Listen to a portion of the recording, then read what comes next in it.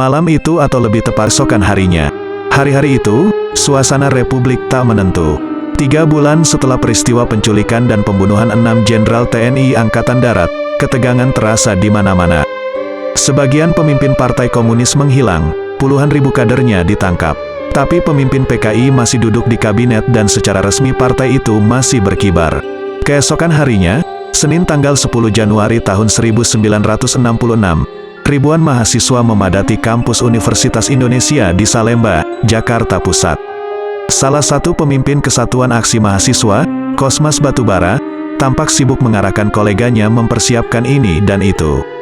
Sebuah panggung darurat disiapkan di halaman Fakultas Kedokteran Universitas Indonesia. Tepat pukul 8.30, sebuah jeep militer merapat di depan gerbang kampus. Dari dalamnya, muncul Komandan Resimen Para Komando Angkatan Darat, RPKAD, Kolonel Sarwo Edi Wibowo. 2 deputinya, Mayor C.I. Santosa dan Mayor Gunawan Wibisono, juga tampak mendampingi bos mereka. Kedatangan Sarwo langsung disambut jabat tangan, dan mahasiswa segera berkerumun di sekelilingnya. Setengah jam kemudian, Sarwo Edi didaulat naik ke atas panggung. Dengan seragam militer yang necis dan rapi, dia tampak percaya diri. Di awal pidato, dia berterima kasih atas undangan mahasiswa dan, sambil bercanda, berterima kasih kepada PKI yang membuat huru-hara sehingga mahasiswa bisa bersatu kembali. Gayanya memang begitu, cepat akrab dengan mahasiswa, kata Fahmi Idris, salah satu pemimpin mahasiswa UI ketika itu seperti dikutip pada buku Sarwo Edi dan Misteri 1965. Sarwo lalu bercerita tentang perjalanan RPKAD memburu PKI di Jawa dan Bali, beberapa saat sebelumnya. Di akhir pidato, dia bertanya kepada mahasiswa, apakah masih ada yang belum diamankan? Ribuan mahasiswa berteriak kompak, "Aidit, Pak." Sarwo Edi tersenyum kecil, "Loh, kok di mana-mana masih banyak orang kangen sama Aidit, ya?" Sebelum gemuruh tawa mereda, Sarwo melanjutkan dengan nada serius, "Kamu tidak usah merisaukan Aidit. Biar dia beristirahat di tempat lain." Di akhir rapat akbar itu, mahasiswa menyodorkan naskah 3 tuntutan rakyat alias Tritura kepada Sarwo Edi.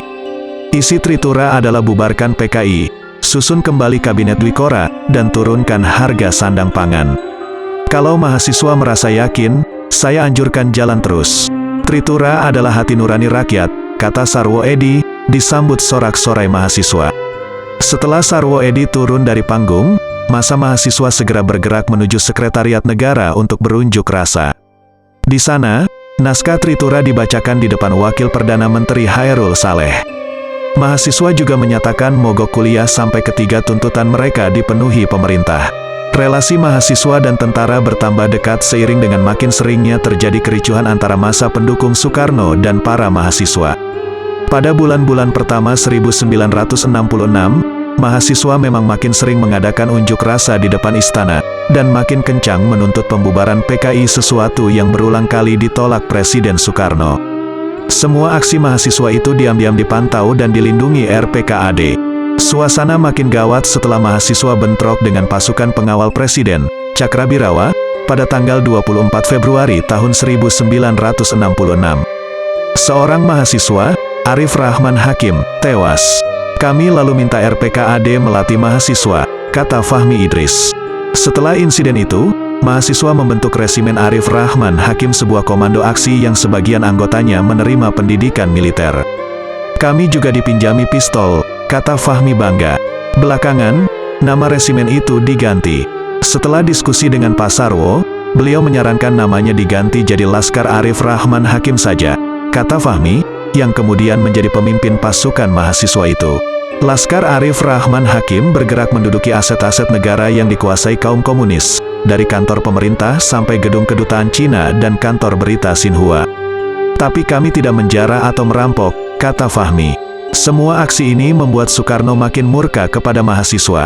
Tak hanya membantu mahasiswa di balik layar, Sarwo Edi kadang turun sendiri mengawal unjuk rasa. Sambil menyamar, dia memastikan tak ada kelompok yang mengganggu aksi-aksi mahasiswa. Para mahasiswa yang berunjuk rasa tak pernah menyadari kehadiran Sarwo Edi. Pada tanggal 11 Maret tahun 1966, Soeharto memerintahkan Kemal Idris dan Sarwo Edi menangkap Wakil Perdana Menteri Subandrio atau seorang tokoh PKI yang juga tangan kanan Presiden Soekarno. Sebuah pasukan tanpa tanda pengenal dikirim ke Istana Merdeka untuk menyergap Subandrio seusai sidang kabinet. Rencana itu rupanya tercium pihak istana. Cakrabirawa segera mengungsikan Presiden dan 2 Wakil Perdana Menteri, Subandrio dan Hairul Saleh, ke Istana Bogor. Malamnya, 3 jenderal menyusul ke sana, Pangdam Jaya Brigjen Amir Mahmud, Brigjen M. Yusuf, dan Brigjen Basuki Rahmat. Pada saat itulah Soekarno menandatangani surat perintah 11 Maret, yang secara de facto menyerahkan kendali pemerintahan kepada Panglima Kostrad Maijen Soeharto. Pada hari itu, 2 bulan setelah pidato Sarwo Edi di hadapan ribuan mahasiswa di Salemba, kekuasaan Soekarno resmi dilucuti.